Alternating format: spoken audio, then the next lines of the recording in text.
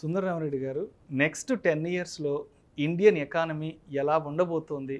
మరి కొత్తగా మార్కెట్లోకి వచ్చి పెట్టుబడులు పెట్టే వాళ్ళకి మరి ఎటువంటి సులభమైన మార్గాలు ఉన్నాయంటారు?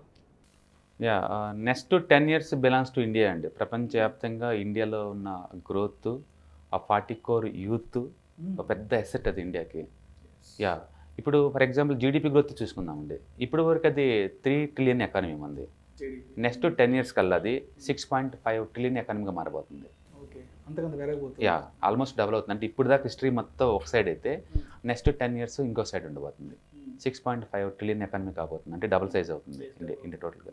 అండ్ ఫర్ క్యాపిటల్ ఇన్కమ్ కూడా ఇప్పుడు వరకు ఉంది 1947. అంటే బంగ్లాదేశ్ కన్నా ఇంకా తక్కువ. అంటే లిటరలీ 1,40,000 వస్తుంది ప్రయాణం పర్ క్యాపిటల్ ఇన్కమ్. అది కాస్త $4,000గా మారబోతుంది. $4,300. అంటే పల్లెటూరులో కూడా నెక్స్ట్ 10 ఇయర్స్లో డైలీ కూలీ 500 నుంచి 600 మధ్య పెరగబోతుంది. ఇప్పుడైతే 300 ఉంది యావరేజ్ మీద. 500 to 600 ఆల్మోస్ట్ ఇప్పుడు కూడా 500-600 ఇవ్వండి ఎవరు అంటే నేను మినిమం. అంటే ఇప్పటి వరకు $1947 ఫర్ యానం అంటే లిటరల్గా 1.4 lakh వస్తుంది. అంటే మంత్లీ ఇన్కమ్ రఫ్గా 10,000 అవుతుంది. 13,000 అలా అవుతుంది మంత్లీ. అది కాదు ఇప్పుడు నెక్స్ట్ 20,000 కాబోతుంది. అంటే ఇండియాలో మినిమం వేజ్ మీకు 20,000 కాబోతుంది. ఇది చిన్న చిన్న మన మన వెండర్స్ కావచ్చు, లేకపోతే పెయింటర్ కావచ్చు, ఎలక్ట్రీషియన్ కావచ్చు, వాళ్ళ కన్సల్టేషన్ ఫీజే మినిమం 1,000 కాబోతుంది. మీరు కాల్ చేశారో నా ఫీజు 1,000 అంటారు. ఎందుకంటే $4,300గా మారబోతుంది పర్ క్యాపిటల్ ఇన్కమ్. చాలా పెద్ద ఇన్కమ్ అది. ఓకే, అంటే నెక్స్ట్ 3 ఇయర్స్లో ఎర్నింగ్ కెపాసిటీ పెరగబోతుంది. యూత్కి ఎర్నింగ్ కెపాసిటీ పెరగబోతుంది.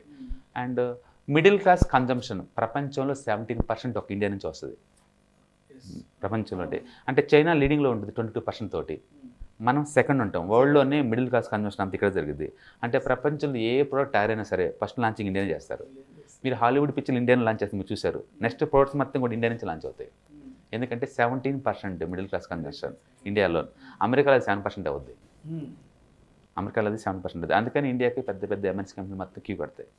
ఓకే, ఇక్కడ అలాగే ఫైనాన్షియల్ మొత్తం కూడా డిజిటలైజేషన్ అవుతుంది. ఇప్పుడు వరకు ఫార్మల్ ఎకానమీ కాదు, ఇన్ఫార్మల్ ఎకానమీ. మనం ఏమి ఇచ్చినా సరే క్లోత్స్ మొత్తం కోటీలు కొనుక్కుంటాం, షూస్ మొత్తం బయట తీసుకుంటాం. ఇలా అన్నీ ఎక్కడ ఒక లెక్క అంటూ ఏం లేదు. ఈ మనీ డిమానిటేషన్ అయిపోయిన తర్వాత ప్రతి రూపాయి కౌంట్ అవుతుంది మీకు. అన్నీ ఆన్లైన్సే.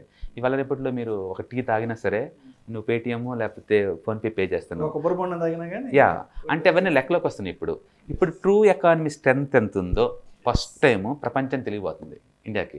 ఓకే, దాంతో Indian original economy power, internal growth ఎంత ఉందో అఫీషియల్గా తెలియబోతుంది, ప్రపంచం తెలియబోతుంది. సో మనం ఖర్చు పెట్టబోయే ప్రతి రూపాయి కూడా డిజిటలైజేషన్ కాబోతుంది. రైట్, డిజిటల్ అయిపోతుంది.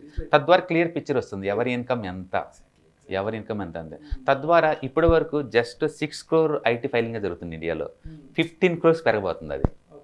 That is the bigger than the Australian population. ఒక న్యూజిలాండ్, ఒక ఆస్ట్రేలియన్ పాపులేషన్ దాటి మరీ వెళ్ళబోతున్నాం మనం. ఆ రేంజ్లో ఐటీ ఫైలింగ్ జరగబోతుంది. తద్వారా గవర్నమెంట్ ఇన్కమ్ కూడా పెరగబోతుంది. ఎందుకంటే అందరూ ట్యాక్స్లోకి వచ్చేస్తారు కాబట్టి. ఇది రెండోది, ట్యాక్స్ రిఫార్మ్స్ బాగా జరుగుతుంది. ఈ జిఎస్టీ వచ్చిన తర్వాత క్లియర్గా గవర్నమెంట్ దగ్గర క్లారిటీ ఉంది ఎక్కడ ఎంతెంత అమౌంట్ వస్తుంది అనే విషయం మీద. తద్వారా ఎక్కువ ట్యాక్స్ ఇన్కమ్ జనరేట్ చేయబోతుంది గవర్నమెంట్. ఇప్పటి వరకు ఐటీ ఫైలింగ్ టోటల్ పాపులేషన్ 2% ఉంది ఐటీ ఫైలింగ్. ఇప్పుడు వాళ్ళకైతే జస్ట్ ఇమాజిన్ 15 crores వెళ్ళిపోతుందంటే ఎంత గవర్నమెంట్కి ఇన్కమ్ రాబోతుంది, ఈ జిఎస్టీలు ఎంత పెరగబోతుంది మీకు క్లారిటీ వస్తుంది. ఓకే, సో ట్యాక్స్ రిఫార్మర్స్ వల్ల గవర్నమెంట్ ఇన్కమ్ పెరగబోతుంది. అలాగే ఇంటర్నల్గా గవర్నమెంట్ ఎంకరేజ్ చేస్తుంది ఎక్స్పోర్ట్స్కి సబ్స్టిట్యూట్గా. గవర్నమెంట్ పెట్రోల్, డీజిల్ వీటిని ఆల్టర్నేటివ్గా ఎలక్ట్రికల్ ఎనర్జీ వాడేసి, ఓకే, వెహికల్స్ 2 వీలర్ కావచ్చు, 3 వీలర్స్ కావచ్చు, 4 వీలర్స్ కావచ్చు, అలాగే డెమోక్రసీ కరెంట్ కావచ్చు, మొత్తాన్ని కూడా టూ మచ్ ఎంకరేజ్ చేస్తుంది ఎలక్ట్రికల్ కల్లి. తద్వారా ఏంటంటే ఎక్స్టర్నల్ డిపెండెన్స్ తగ్గించుకోవడం కోసం. అలాగే ఇండియాలో హార్డ్వేర్ మ్యానుఫ్యాక్చరింగ్ ఇక్కడికి దీనికోసం ఉండటం కోసం మీరు డెక్సాన్ కావచ్చు, అంబర్ ఎంటర్ప్రైజెస్ కావచ్చు, ఎంత పెద్దగా మోతుంది చూడండి. లోకల్గానే మ్యానుఫ్యాక్చరింగ్ కాబోతుంది. అంటే ఇండియా సెల్ఫ్ సఫిషియెంట్గా అయ్యి ప్రపంచానికి ఎక్స్పోర్ట్ చేసే అంతగా ఎదుగుద్ది నెక్స్ట్ 10 yearsలో. Make in India. ఇప్పటి వరకు ప్రపంచానికి మ్యానుఫ్యాక్చరింగ్ రాజధాని అంటే చైనా ఉండేది. అది కాస్త ఇండియా రీప్లేస్ కాకపోయినా దగ్గరలోకి రాబోతుంది. ఇవాళ కనుక మీరు చూస్తే చైనాలోనే పవర్ షార్టేజ్ ఉంది. బిట్కాయిన్ మైనింగ్ ఆపేశారు, రిలేటెడ్ ఇష్యూస్ ఉన్నాయి. లండన్ కనుక చూసారనుకోండి, అక్కడ పెట్రోల్ డీజిల్ లేక మొత్తం వెహికల్స్ ఆగిపోతున్నాయి. ఓకే, అమెరికాలో చూస్తే కనుక మనీ లేక గవర్నమెంటే షట్ డౌన్ చేసి అంత ఉంది అక్కడ. ఓకే, ఇండియాలో ఏ ఇష్యూస్ లేదు. మీరు ఇప్పుడు దాకా రంగం సక్సెస్ఫుల్గా ఎస్ యువర్ రైట్. ఇప్పుడు వరకు ఏంటంటే ఇండియా అంటే బిలో ప్రాపర్టీ లైన్, అక్కడ పాములు కప్పలు తప్ప ఏముండదు, ఎలిఫెంట్స్ వీటితోని జనాలు చేస్తారు, ఆ ఇమేజ్ ఉండేది. బట్ ఇప్పుడు strong political leaders, 40 crore youth and GB data 20 rupees and rural ఇండియాలో సైతం కనెక్ట్ అయ్యే ఇంటర్నెట్ ఫెసిలిటీ. దీనివల్ల ఏంటంటే మొత్తం ఎకానమీ మొత్తం కూడా టెరిఫిక్ చేంజెస్ రాబోతున్నాయి. ఇంతకుముందు చూడలేనంత. ఓకే, తద్వారా ఏంటంటే ఇండియా నెక్స్ట్ 10 yearsలో it's one of the leading economy. So పెద్ద ఎత్తున ప్రపంచీకరణ అనేది రిమోట్ ఏరియా నుంచి స్టార్ట్ అవుతుంది. ఆ రెవల్యూషనరీ చేంజెస్ టెక్నాలజీకి ఎంత అంటే సెన్సెక్స్ 30,000 అవ్వడానికి 30 years పట్టింది. నెక్స్ట్ 30,000 యాడ్ చేయడానికి జస్ట్ 30 months పట్టింది. ఆ స్పీడు, ఆ స్ట్రెంత్ చూస్తే మనకేమనిపిస్తుంది అంటే యూత్ జాయిన్ అయ్యారు ఇక్కడ.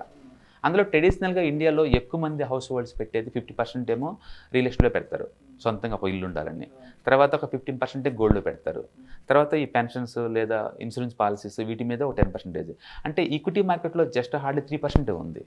బట్ ఇప్పుడు కరెంట్ యూత్ ఏంటంటే జాబ్ రాగానే టోటల్ శాలరీని ఈటీఎఫ్ కానీ లేదా మ్యూచువల్ ఫండ్స్ కానీ లేదా డైరెక్ట్ ఇన్వెస్ట్మెంట్ కానీ చేస్తున్నారు స్టాక్స్లో. తద్వారా ఏంటంటే రాను ఈ డిజిటల్గా వచ్చే మనీ మొత్తాన్ని కూడా స్టాక్ మార్కెట్లో యూత్ పెడతానికి ఇష్టపడుతున్నారు కాబట్టి పెద్ద ఎత్తున అవకాశాలు రాబోతున్నాయి. అందుకని next 10 years we're into the very bright and efficient ఎకానమీలో ఉండబోతున్నారు. డెఫినెట్గా you're going to make lot of money long term point of view. Intermediate corrections ఉండొచ్చు అప్పుడప్పుడు, అది కామన్ థింగ్. ఎవ్రీ 1000 points ర్యాలీకి టైం కరెక్షన్ కానీ ప్రైస్ కరెక్షన్ కానీ mandatory. అది ఈ మార్పులు చేర్పులు సహజంగా జరుగుతుంటుంది. But long term point of లో India is the star in the economy. అందుకని అమెరికా వాళ్ళు కావచ్చు, ఫ్రాన్స్ కావచ్చు, ఎవరైనా కావచ్చు, why they very friendly to India అంటే దే నీడ్ బిజినెస్.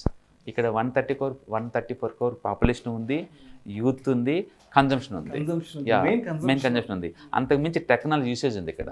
ఇలాంటి వండర్ఫుల్ మార్కెట్ ప్రపంచంలో ఏ కంట్రీలో లేదు, ఎక్కడ ఇంత అవేర్నెస్ కంట్రీ లేదు. ఎస్ అందుకని మీరు బాగా అబ్జర్వ్ చేస్తే గత 2-3 years చూసారనుకోండి, వరల్డ్ లీడింగ్ టెక్నాలజీ ఏదైనా కావచ్చు, అది గూగుల్ కావచ్చు, ఇండియనే రన్ చేయాలి, సిస్కో నెట్వర్క్స్ ఇండియనే రన్ చేయాలి, పెప్సీ కానీ కోక్ కావచ్చు, ఇండియనే రన్ చేయాలి, ఇట్లా హడూప్ కావచ్చు, ఇట్లా పెద్ద టెక్నాలజీ అన్నిటికీ కూడా ఇండియన్ పీపులే రాబోతున్నారు యాజ్ ఏ సీఈఓగా, యాజ్ ఏ ఫ్రంట్ లైన్ టెక్నోక్రాఫ్ట్గా. దాని మీనింగ్ ఏంటంటే India has the true potential to lead this world. వాళ్ళు ఒక్క గూగుల్కో లేకపోతే ఒక్క సిస్కో నెట్వర్క్స్ కాదు, ప్రపంచాన్ని లీడ్ చేసే అంతగా రాబోతున్నారు. సో హిస్టరీ ఇంతకుముందు ఒక టైప్ అయితే నెక్స్ట్ 10 years ఇంకోలాగా ఉండిపోతుంది. నెక్స్ట్ ఎంత అంటే ఒక కిడ్ పల్లెటూరులో ఉంచి హార్వర్డ్ యూనివర్సిటీ లెసన్స్ ఇని అంతకి కనెక్ట్ అవుతున్నావు. డెఫినెట్లీ ఇది సూపర్ పవర్ కాబోతుంది. ఇప్పుడు దాకా డెవలపింగ్ అంటున్నారు కానీ ఎలాంటి డెవలపింగ్ లేదు. బట్ నెక్స్ట్ 10 years మాత్రం we are going to see the new India, very vibrant India, and definitely lot of positive changes going to happen. Thank you so much Sundara Reddy గారు. నెక్స్ట్ 10 yearsలో సో ఇండియన్ ఎకానమీ ఎలా ఉండబోతోంది, అదేవిధంగా కొత్తగా మార్కెట్లకు వచ్చేవాళ్ళు పెట్టుబడులు పెట్టడానికి ఎన్ని రకాల మార్గాలు ఉన్నాయి, అదేవిధంగా ఎంత పెద్ద ఎత్తున వెల్త్ క్రియేట్ కాబోతుంది, అండ్ మనం ప్రపంచానికి ఏ విధంగా దిక్సూచి కాబోతున్నాం అనే విషయాల గురించి కూడా చాలా క్లియర్గా డీటెయిల్గా మన ప్రేక్షకులకు తెలియజేశారు. Thank you so much. Thank you sir.